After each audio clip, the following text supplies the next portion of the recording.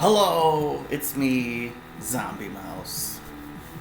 Um, I have some stuff to talk about.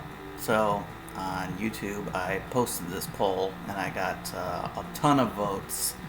And I asked what kind of content people wanted me to make on my YouTube channel. So, I looked at it and I was like, okay, I should make more video game stuff. And I haven't talked about 26 letter publishing or my role playing games in a long time.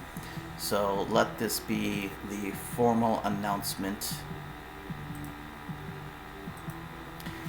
SCP The Tabletop Role Playing Game 2nd Edition is coming, and it's going to be $0 on DriveThruRPG. It's going to come out later this summer, late summer, I'm thinking, and I'd like to talk about it. But first, a word from our sponsor. I don't have a sponsor. I'm Zombie Mouse. I'm 45 years old. I know, I don't look it, right? But I've been making role-playing games since I was like in my early teens. I've been playing RPGs since the early 90s, mid 2000s, early 2000s, whatever. I played Vampire, GURPS, Shadowrun, all the old school stuff. Well, not all the old school stuff. I played Paranoia. I'm not going to list all the games I played. I played a lot. I think my first game was Car Wars, and I played a lot of GURPS. But I never played Dungeons and Dragons. Not once. I played Baldur's Gate, if that counts. But never played D&D. I played a D20 system, the Star Wars D20 system. And that's probably the closest I've gotten to a D20. Very early on, I wanted to make role-playing games because as I read a lot of the games, their language was too flowery and the dice mechanics and how to play was like buried amongst paragraphs and paragraphs of stuff that don't tell you how to play. And I was like, this is so frustrating, I'm just going to make my own game. The first game I made was called Earth No More. It was a D100 system. It was very rudimentary, but I mean, I was like 13, give me a break. Then I made a game called That One Egyptian Game. I think I played it once. It was just a game where you played an Egyptian person back in Egyptian times. I don't know, whatever. And then I made, I wanted to play the Legend of Zelda role-playing game, so I made a system, and I was like, I'm going to publish this someday. I was young and naive. I didn't know anything about Nintendo back then. I remember I sent an email to Dan Olson, and I was like, hey, I'm trying to make a Zelda role-playing game. Can you help? And he's like, it's probably not going to happen, but good luck. I think he said something about he used to play, what's that space game? The old school space game. I can't think of the name of it. He replied, said no, don't do it. So I was like, okay. And I did it anyways. I made a fully fleshed out Legend of Zelda RPG. Me and my friends played it. We had a blast. Still a good system. And then my friend Shane and I decided to make a tabletop RPG based off of Resident Evil. And it's a great system. It still holds up today. I hope someday I can publish it. The only thing I would change about it is probably the way it looks, because it was done in Microsoft Word. This was before I learned how to do InDesign. And then I started making, what was my first game I made in InDesign? I made a game called, I think it was Edge of Ether, and I never published it. I wanted to go big, so I started making this game called Edge of Ether. It uses what I call the buy-die system, and that's what I use pretty much in all my games going forward. But I got to a point where I was like, I'm putting too much into this game. Edge of Ether was a game based off of, I wanted to have the best of both worlds. It was a RPG where like there was a fantasy universe that was parallel to Earth's realm, and all of human beliefs manifested into this realm. and it was based off of like philosophies that I kind of sort of believed in at the time. But that's neither here nor there either. Anyways, after that, I made a game called Para, and it stood for Paranormal Abnormality Reconnaissance Agency. And my friends and I played that. I had a campaign that lasted, I think, 4 or 5 years, and that's a whole other video. That was a really great campaign. But then I was like, you know what, I actually want to publish something. So I created a tabletop RPG, very tiny, I think it was like 100 pages, called Creepypasta, the tabletop role-playing game. Posted it to Drive-Thru, and I'm not proud of it, but it used the buy-a-die system. Actually, if you want to check it out, it's on Drive-Thru right now. If you search Creepypasta or 26 Letter Publishing, as of summer this year, I'm taking it off the market because it's a relic of my past now. I still love it.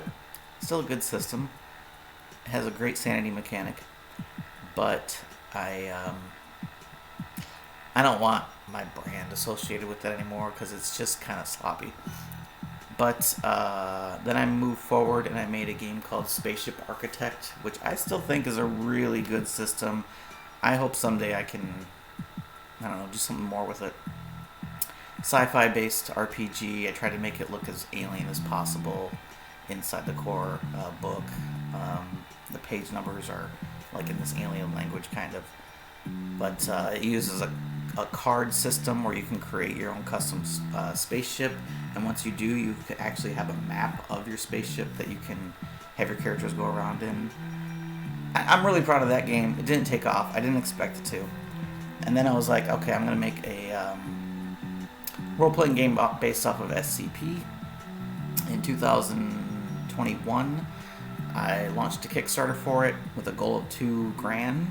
I ended up getting $30,000, and I didn't expect it to blow up that much. I mean, I probably should have, but at the time I was just like, this is great, okay. Barely broke even with all the sales and everything, all the costs associated with the Kickstarter.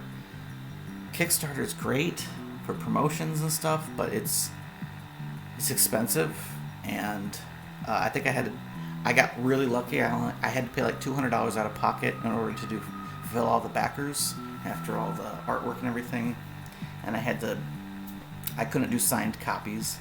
But anyways, moving forward, that blew up for a little while. I think I still get sales every so often. I think I sold like a book a month maybe. And then I was like, okay, I'm gonna publish Para, that game I was talking about, the game that I like. This actually is an RPG that was more similar to SCP before SCP came out, which is why the system translated so easily to it. And this was also sort of a stepping stone into what is on the screen right now, because Para had something called background points and aspects. No, I can't see it, but it helped me channel what is on your screen right now, SCP the Tabletop RPG 2nd Edition. And I'm going to talk about that now, finally. First off, let me talk about the differences of SCP, the tabletop role-playing game, with, or 2nd Edition, with other RPGs. Real quick, character sheet's been totally changed. It's a whole new system. The dice mechanics from 1st Edition have carried over to some extent, but right now this is free. I'm giving it away on my Discord. I posted a Google Drive link on my Twitter and my Facebook, and you can download this right now and play. You can play it. There's a couple. The SCP stats aren't available. NPC stats aren't available. That's all coming, but it's 100% playable right now. And I would like to talk about what makes this book special compared to every other tabletop role-playing game. But first, before I do that, I want to quickly dive into the differences between First Edition and Second Edition. If you've played First Edition, this section of the video is for you. If you haven't played First Edition, you can skip it. I'm going to quickly go through what is different between First Edition and Second Edition.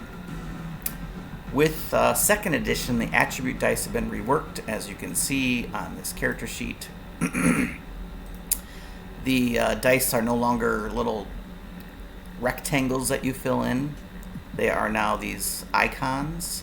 You can actually click them on the character sheet to fill them in. Each attribute is represented by dice. Right now I have 2 dice in health, which means my health rating would be 2. And I can either buy more dice by filling in, columns to the right, or you can upgrade those dice.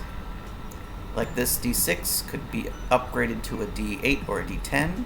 You cannot skip. You have to go, from bottom to top. Okay, all right. So yeah, you could do this. You could buy that, and then buy that. You could buy this, then this. You just couldn't suddenly jump up here to that. You have to go either left to right or bottom to top. Just loves doing that. So that's the first difference. It's essentially the same mechanic as First Edition, because you're still taking 4 dice or less, and you are taking the top 2. Now with First Edition, if you rolled a 1 negated, I got rid of that. And if a die exploded, which is like if you get a 6 on a D6 or 8 on a D8, in First Edition you would get 2 dice of the higher type. Now you only get 1. That's it. That's the only change for attribute dice. There's no more decimal places. First Edition, I took a lot of feedback from people. I got a ton of feedback. It had mixed reviews, and in a way that's actually better than having positive reviews across the board, because now I know exactly what I need to improve. And I got rid of the decimal places, and it has been replaced with multipliers. You can have a skill multiplier of up to 2 or times 3. And what that means is if you multiply your skill by that level. So if you have a skill of 3 and you have a multiplier of 3, you get a plus 9 to your dice roll. So experience has been reworked. Instead of you getting X number of points that you can purchase with X costs, and you have to do all this math, it's been simplified so that at the end of every session you get a flat bonus. You get this many extra dice to fill in. Like with you could have like 3 every session. You get to fill in 3 dice. Boom, boom, boom. Like that's quite a bit of improvement, and you improve really quickly that way. And that's what I've always wanted. I wanted a game where you're constantly improving, because a lot of tabletop RPGs, I remember back in the day, I used to play Vampire, and you would get like 2 to 3 experience, maybe less per session, and some of the best abilities cost like 8, so you'd have to like save up, and it would be like 4 sessions before you can buy something you really want, and you have to save up, and it was so excruciating. And I know I haven't played D&D, but I know that you get experience, and you have to keep grinding and grinding until you go up a level, and then when you get up a level, you get like a +2 to hit when you're behind an enemy on a full moon, and that's like the only ability you get, or you get a +1 to a skill, and it's like, no, I want people to improve quite a bit. It helps you to know, like, while you're role playing, crap, I didn't put any points into charisma, or I'm really messed up on my dexterity. I messed up during character creation. I didn't min-max correctly. I want to improve this area that I'm lacking, and you can do that. You should be able to fill in that gap. Anyways, that was my philosophy, and that's the way I enjoy making my games, so that you can improve quickly, you can improve constantly, but also there's a balance so that you're not dishing out thousands of damage on session 3. So I crafted this system, hopefully that is accomplished. Another thing in First Edition is you had a credit system where every so often you would get paid, and The SCP Foundation has nearly unlimited resources, so it didn't make any sense to have players get credits to get weapons, which are essential to their mission. So there's no more credit system. Players can just have anything they want. And it's balanced because of this uniform system that I will get into later. Security levels have been reworked. In first edition, security levels were a mechanic that locked players out of certain parts of the book and locked them away from getting better gear. I got rid of that because security levels in an SCP setting should be a narrative mechanic, not a system mechanic. And finally, disruption classes are introduced. Now I'm going to get into disruption classes later, but that is the main differences between first edition and second edition. Now I'm going to move on to what makes this game different than every other role-playing game and why you should give it a chance. But before I do that, I'd like to read this little blurb here. Why SCP-2E? As a horror tabletop RPG, SCP-2E may seem like the combat mechanics and character customization are missing the mark. After all, if everybody's going to die a gruesome death, what is the point of any of it? Well, that's up to the director. The dice system is simple enough, and character creation can be as fast as you desire. If you want to play a game where you're pitted up against elder gods and the unstoppable, unkillable monsters, then that's a perfectly fine storyline to go with. There's so much more to the SCP universe, however, that only a system which aims to encompass all possibilities would do the SCP Wiki justice. The SCP Wiki has an unfathomable amount of stories to tell, unfathomable levels of power of SCPs. So you have to make a system that's going to, if you want to make a system that's going to not pigeonhole the director or GM or whatever you want to call it into a specific storyline. If you want to give them complete creative freedom to make the story that they want to tell, then you have to make a role-playing game system that encompasses all of it. It was one of the criticisms of first edition is that it seemed to focus on combat mechanics and stuff when, I mean, you're just going to die to 096 instantly, so why are you bothering rolling dice? I mean, you can do any type of story you want. A lot of players are going to be fighting against Chaos Insurgency or lesser powerful SCPs. You can do anything in this game. You can have a smaller story where you're fighting other GOIs, or you can have a grand story like the cover of the book where your players are pitted up against the Scarlet King. By the way, I thought this cover art was great. The 4 characters are not a parody, but a continuation of first edition's cover. These are the same 4 characters from the first edition cover. The artist named Jamie Ma, he did both cover arts for the games, and he's great. He does amazing work, and he did the cover for this one. That was one of the first things I commissioned because I knew I needed a cover to kind of help inspire and push me forward. But I just love this cover art. They're going up against the Scarlet King. This is going to be a TPK for sure, but I love it. Anyways, real quick, here's the Discord link. Oh, crap. Okay, well, that's the Discord link. To my Discord, you can get the latest version of the beta copy here. As you can see, this is the edition as of February 16th of this year. I'm constantly updating it, and I have about 18 steps left before I am done with the book. So, what makes this role-playing game different than all the rest? I'm going to get into that, and then I'm going to end the stream and start another one so that I can edit these in chunks. So the first thing that is different about this game that sets it apart from other RPGs is there's something called disruption classes. Now, I'm not going to get into the nitty gritty of it right now. I'm just going to kind of scroll to it and show what it looks like.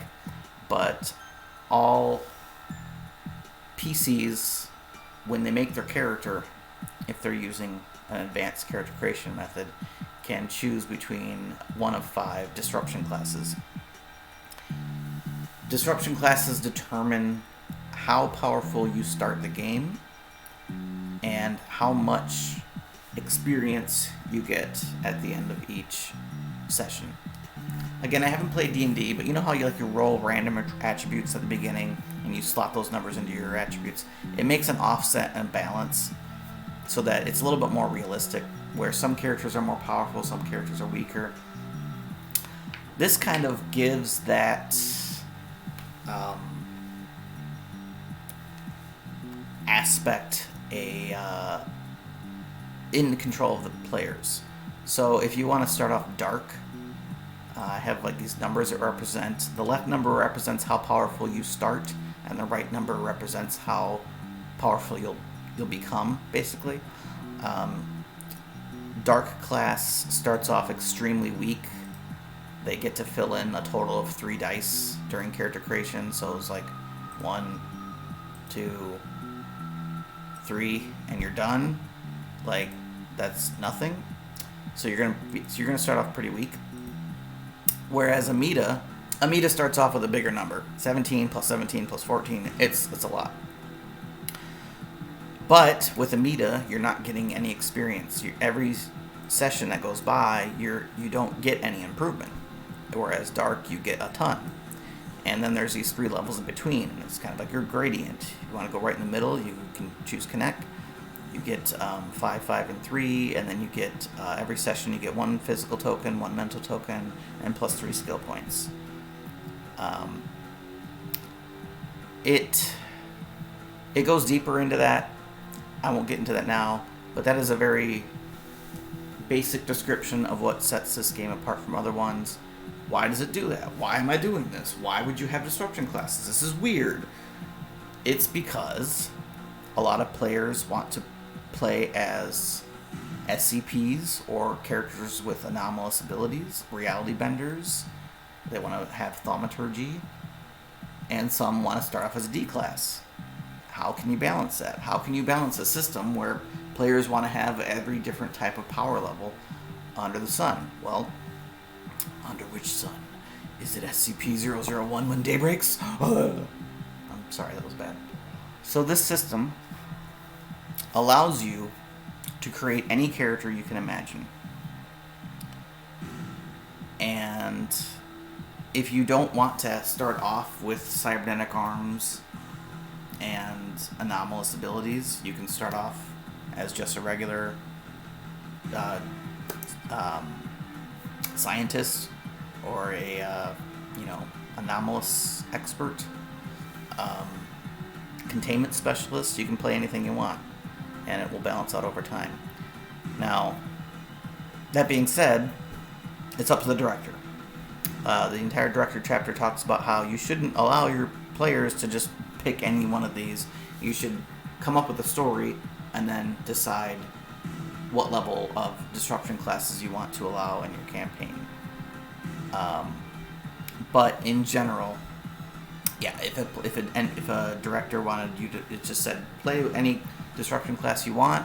You have so many options. It's mind-boggling.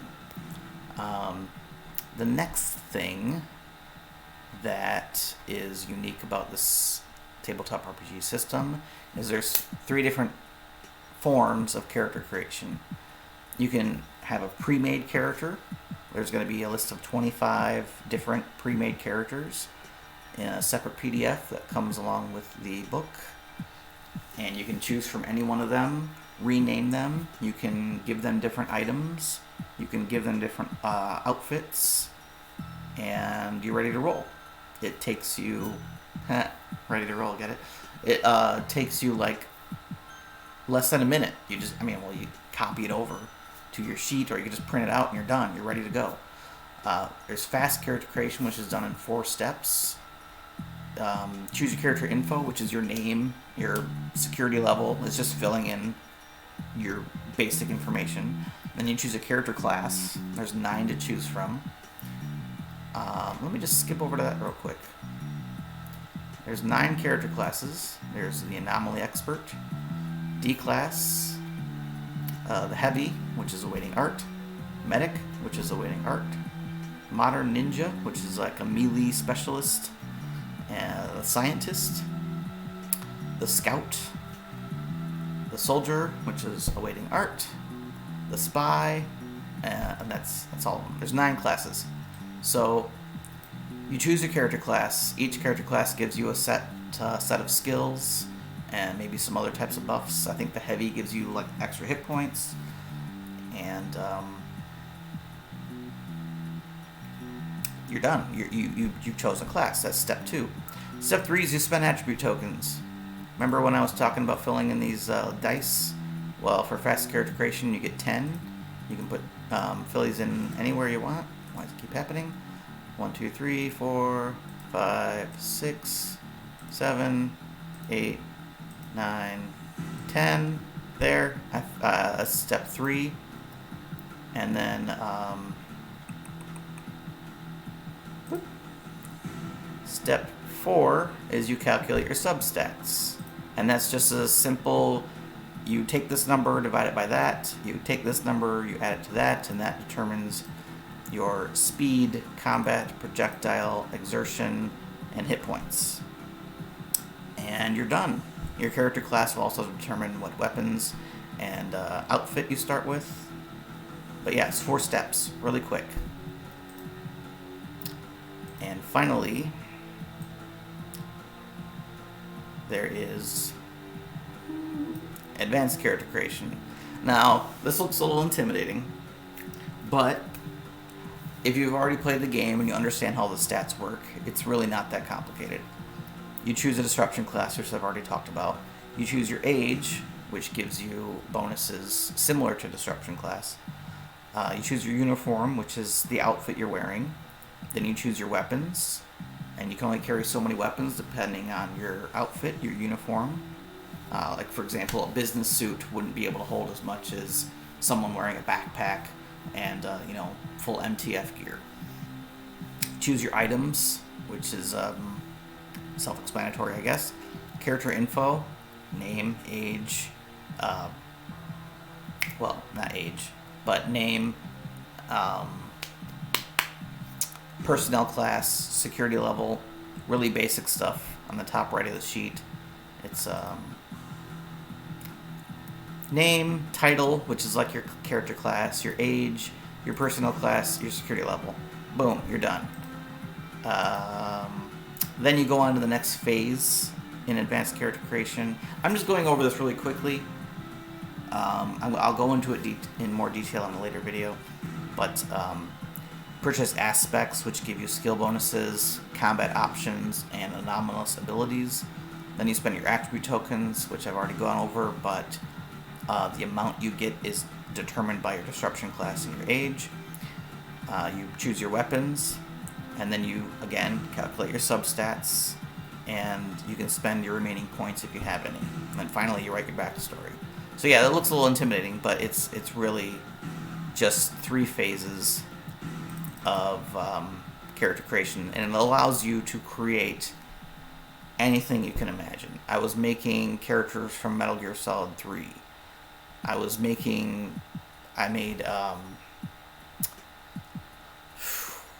think I made Thunderbolt from Metal Gear Solid 3. I was just making the most crazy characters I could think of, and you can make them. And one of the aspects you can buy basically says, ignore your whole character sheet, you're playing as this specific SCP. So yeah, you can play as an SCP. You won't get any experience, but you'll get stats and the abilities of an SCP. If you don't care about becoming overpowered, and by session 20 you're dishing 1,000 damage out, if you just want to play as an SCP and have these cool abilities, you can start off like that. So that is another... Oh, there's another thing that's different about the system is the favor system.